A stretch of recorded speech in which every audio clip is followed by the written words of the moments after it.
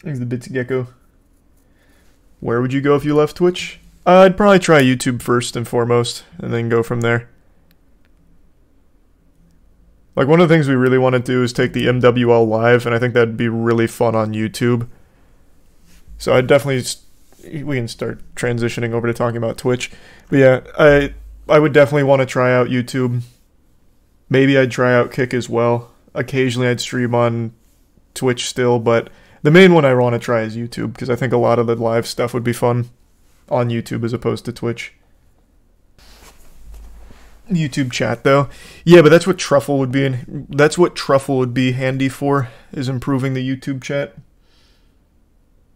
He did sleepy. Yeah.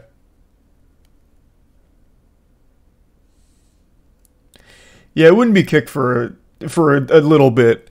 There's some unhinged shit on there, man. Some shit gets a little fucking wild on there. So YouTube would be the main one, but like I said, I wouldn't be exclusive on like any platform. I think there is no reason for platform exclusivity anymore. There's no reason for it on Twitch. There's no reason for it anywhere, to be honest. Unless you have a contract. Unless you have a contract. If you get a contract, then obviously the exclusivity makes sense. 100%. There's nothing wrong with that either. But like if you're just a streamer, no contract, there's no reason why you'd ever be exclusive on any one platform. It just doesn't make any sense. Thanks, Resub Jonas. Mood is getting banned on Twitch on purpose. As a bold play. He could just not use Twitch. But I mean, maybe it's a fucking hype stream. Because it's not impossible for Twitch to eventually get some sense back. Like, maybe Amazon eventually gives a shit and starts fixing Twitch, like giving them actual resources to improve the platform, as opposed to just being completely hands-off and reluctant to open their pocketbook to Twitch. Like, it's not over for Twitch yet. It's just going in the direction that it will continue sinking. Thanks, Resub. Ready, JMC, Blackout in the Prime. Oof. You see Messi going to your beautiful, despicable state? Oh yeah, Miami got Messi. Fuck you guys, true. I did see that. Do you even consider Kick? Do I even consider it, what, like competition for Twitch? Absolutely. For anyone that's just starting streaming, I think you'd be silly not to, like, spread your wings across every platform. That includes Kick. It is inarguable that Kick has the best sub-split for their streamers. Period. Fucking 95.5, nothing else comes close, right? It's a no-brainer to at least try it when you're starting a stream. So yeah, I think it's legitimate competition for Twitch. People are choosing to go there on their own, even without contracts. So yeah, it is competition. How do they even afford to do that? I would wager a guess that the way Twitch is able to, or the way Kick is able to do a 95.5 split is they are just investing in the future. So they're just taking all the loss up front in order to try and build an audience. It's the same way most companies start. They put all of the money up front load it to try and gain an audience. That would be my guess. I don't think they're, like, they say they're profitable. I don't know that. That seems very that seems a very, like, hard to believe considering the space. Maybe they are, I don't know, but to me it just seems like they're investing entirely in getting an audience, and to do that, they need to get streamers. And to do that, offering a 95.5 split gets people excited to stream on there without any contract. That would be my guess. Yeah, plus they're backed by Stake, so they have a ton of money they can throw at it to just take the loss for a while. So that's my guess. That's how I view it. But I'm no expert.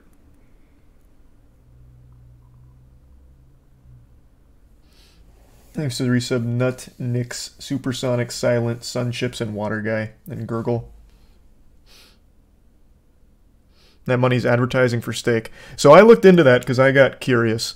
Stake doesn't advertise through Kick from what I've read. And from going on the platform, I've not seen any Stake advertisements on Kick. It seems like they are trying to separate it fully. But they do have a full gambling category where most people are playing on stake. But I don't think they actually have stake ads. At least not from what I've read or not from what I've seen. Like pre-roll ads is what I'm talking about. So I don't think they have any of that. I think they're trying to spin it off into something totally separate. Except for the slots category and all that. That's all stake. That's everyone playing on stake. Kick's pay cut is only to gather viewers. When it becomes really popular, they'll fall back to 70-30. Hot take, I don't think they'll ever fall back to 70-30. I think they'll be able to run 95.5 forever. No matter what metrics you look at, every streaming platform, their lowest revenue driver is subsplit. Subs do not make up the majority of platforms' revenue. I think Kick will probably always keep a 95.5, or at least something close. I don't think they'll ever actually go back on that, because they don't really need to. Twitch does not need to be 50-50. It doesn't. From everything that you read, everything that is publicly available, sub money is the lowest category for these platforms' revenue.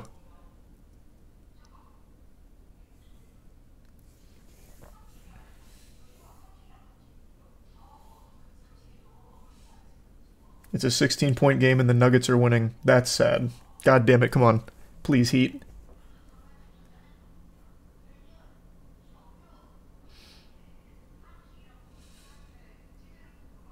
Is ads number 1? Yes. Ads is number 1. Thanks for resub Kenny in the Prime Heavy. The resub Prosciutto. And I've heard of Jacob's Ladder. I haven't watched that movie yet, though.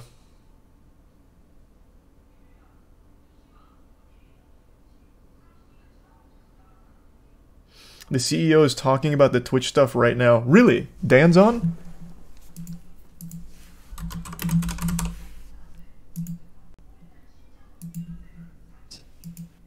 Much like YouTube and other platforms, we've always had a prohibition against putting third-party ads into your stream.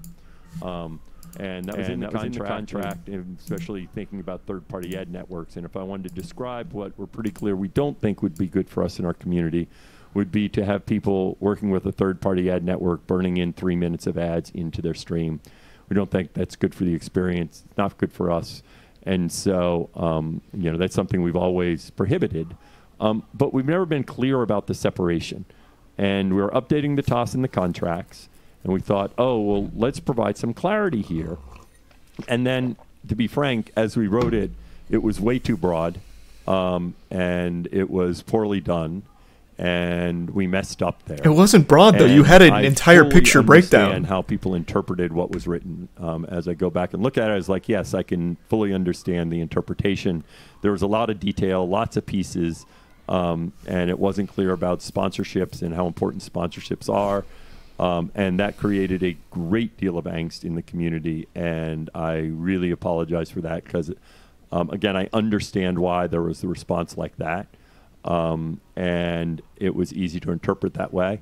So for those, to be clear, we have completely pulled back the branded content policy. But it's still there with the exact same language. What do you mean? There. So I just wanted to be clear on that. I wanted to apologize. And like as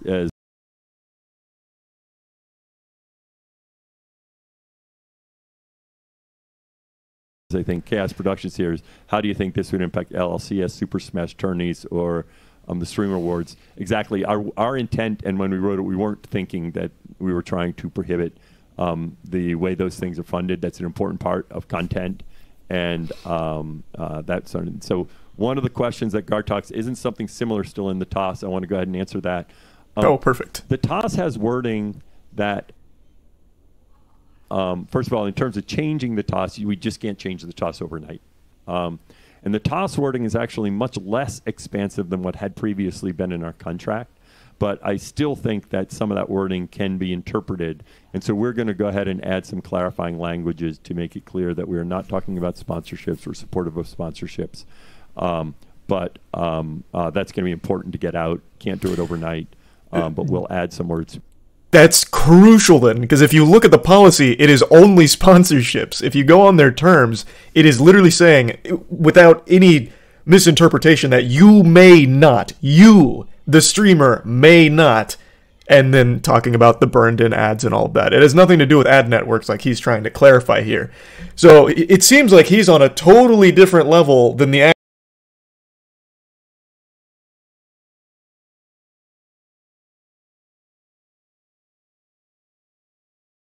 actual policy that rolled out then. So this is kind of like what Lud was talking about, which I do agree with, that it was supposed to be for like what Stream Elements, I guess, rolls out with at-scale advertising that they can pump in through streamers. That seems to be like what they're targeting here, but that is not at all what the language reads. This is totally fucking different. So if that's not what they want, they've got to completely like actually rewrite that term, that whole section. Did not know or trust that the money was going to go to a charity. We do not. This is the CEO of Twitch. We're very Twitch. intentional about that. Think that it all needs to be through our platforms, Tiltify, and there are other platforms that are used that work within the charity ecosystem. And as we built the charity product, it was not Woody to Robotic, Pegasus, third-party Skix, Nothing, and Monster. Of them. And so we're still, it's still something that is something that can be improved, but we're very conscious about improving it when we think that that will make a difference in terms of the money going to charity. And not with this focus of needing to use our platform, because ultimately it's about streamers and supporting their ability to support charities, and where does it matter if we do it, okay? Let's see. Carter, can you talk about why Twitch is so averse to simulcasting? I feel this is net positive as Twitch has a better user experience. Most streamers will bring more people here. Carter, I think it's a good question. As you know, we changed our policy there to be more permissive in terms.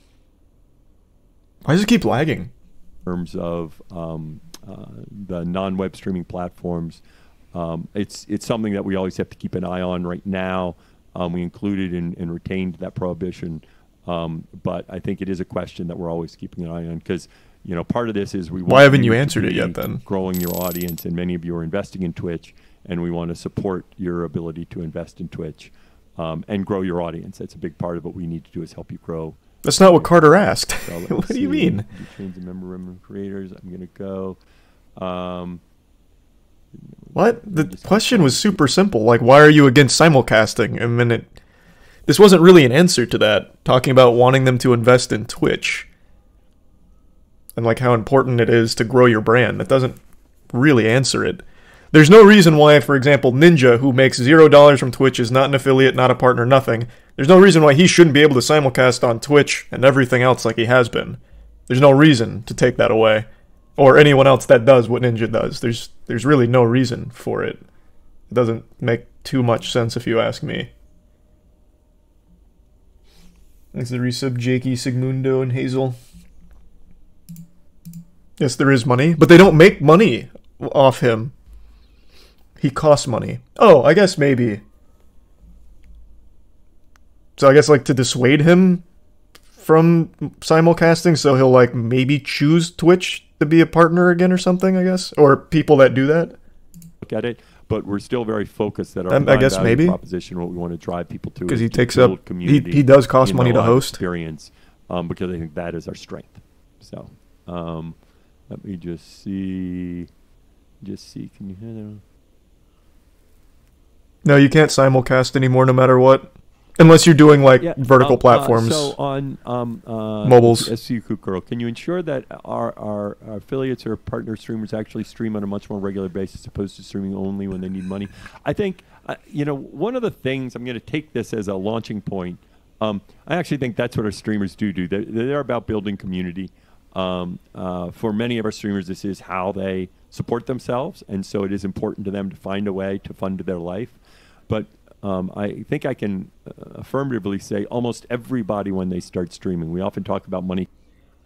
Man, I don't know what is going on with the broadcast here. They start because of what you experience when you're in a small community, and the love and feedback you get from the community. And that's why you start. And then for some people, that becomes a career. But I really think that there's a fly in the background. It's distracting me now. To a lot of them, and it's very clear to me they are landed on his chair. Passionate about their community. It takes a lot of work to stream regularly. God, there it goes, son of a bitch. One of the reasons I'm streaming tonight is because I feel like I've made a commitment to stream every Wednesday, And unless there's a very solid reason why I can't, then I'm going to do that. And that's what all of our streamers. Oh my God, there that little bastard is again. Consistently be here. So let me can we ban that fly? Let's see. Let me go through. I can't get all of them. And I will say one thing that I appreciate that he does. This is something I don't think Emmett ever did, the previous CEO. At least he goes live on Twitch to try and answer questions. So far, I don't think the answers have necessarily been super clear.